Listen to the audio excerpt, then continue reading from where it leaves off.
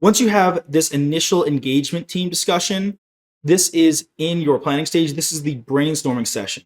You might see it referred to as that. The initial brainstorming session. Now, generally, this is going to be senior staff and above. Now, in practice, you may have your normal staff. You may have absolutely everyone, which is fine. But generally speaking, that's kind of the overarching textbook way to do it. And you definitely want the auditor with the final responsibility for the audit. This could be called the engagement group auditor. It's the partner, whoever's the head honcho, whoever's completely in charge and likely putting their signature down next to that opinion. So pretty important that they're included here as well. You're going to discuss where they believe the entity's financial statements may be susceptible to material misstatement due to fraud, how management could perpetrate and conceal fraudulent financial reporting, and how assets of the entity could be misappropriated. All super important. You want to assess, okay, if we've got a tech company, you may say, well, they don't have any physical goods, they don't sell anything, but how could assets be misappropriated? Well, every company's got cash, so that's going to be a possible area of misappropriation. Maybe management is going, because it's a cutting edge technology company, management could possibly overestimate their assets, their intangibles, their technology. Maybe they are stealing from another company intellectual property and then claiming it as their own intellectual property and writing that as an asset in their books. These are just, it's brainstorming, right? This is me just standing here brainstorming different ways that a company could be conducting fraudulent activity. We are going to make sure that we consider known external and internal factors. So if the company's stock price is doing poorly, that's not indicative of fraud. However, that could be an incentive. We'll talk about this much more when we talk about fraud. We've got incentives, opportunity, and rationalization. These are all reasons that a human being would commit fraud. If there's an incentive to commit fraud because your company's not doing well and you want to maintain your job as the CEO, that could raise red flags and that could lead to an increased risk of fraud. Now, we're not going to jump to conclusions. We are going to maintain professional skepticism. We're not going to accuse anyone. We're not going to just assume fraud's happening, but we are going to take that into account in our brainstorming session. Is there anything that may provide the opportunity for fraud to be perpetrated?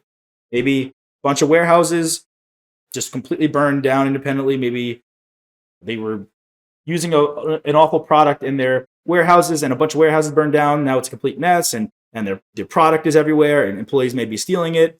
Let's say, was there a massive hack? Was there a leak of information? Right? Was there a massive lawsuit? Is there anything that could have provided an opportunity for fraud to be perpetrated? And we also want to assess, is there a culture or environment that enables management to rationalize committing fraud? I mean, classic example, let's think of a Wall Street firm where it's just, we've all seen movies where it's just dog eat dog out there and we are all committing fraud in this big firm in the stock trading world. Let's assess that and have a questioning mind. We are going to be professionally skeptic. We're not going to accuse or assume any of these, but we are going to keep a questioning mind and keep these on the back burner and look in every step we do. Is this a possibility?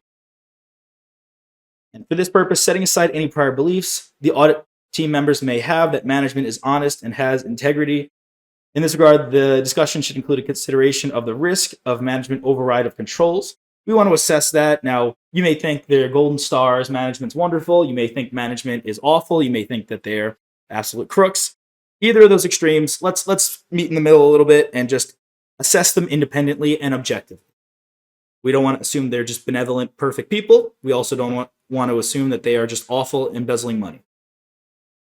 You should also finally discuss how the auditor may respond to the susceptibility of the entity's financial statements to material misstatement due to fraud. What are you going to do? If you do find fraud, what are you going to do? Have a plan in mind. Okay, we find fraud. There are numbers that are wrong, and there's a process that is fraudulent, and we need to correct that. Who are you going to report to? Who is the direct person you're going to report to on the client side? Hammer that out. Have that as a part of your audit plan. Lastly, an emphasis should be placed on the importance of maintaining the proper state of mind throughout the audit regarding the potential for material misstatement due to fraud. As I mentioned, super important. We don't want to have an accusatory attitude, and we don't want to be so in our own heads that we just completely miss that there is blatant fraud going on. Hey there! Are you ready to not only pass your CPA exams, but truly understand and enjoy the material while studying? I know it seems impossible, right? Especially to enjoy the material. We'll do it together. Tap into the power of CPA.examprep.ai, where we've got personalized quizzes, multiple choice questions, memorization guides, flashcards, simulations, all tailored to your learning. Our adaptive study planning puts you on the fastest path to success and lifts you back up if you fall behind. Avoid wasting your precious time and money attempting an exam with a low chance of passing, because who wants that? We want to get you through this process as quick as possible. Our exam readiness prediction lets you walk in with confidence, knowing that you're prepared for success on exam day. Thankfully, there's no payment method needed to get started, so why don't you come join us? Visit cpa.examprep.ai and let's achieve your exam success together.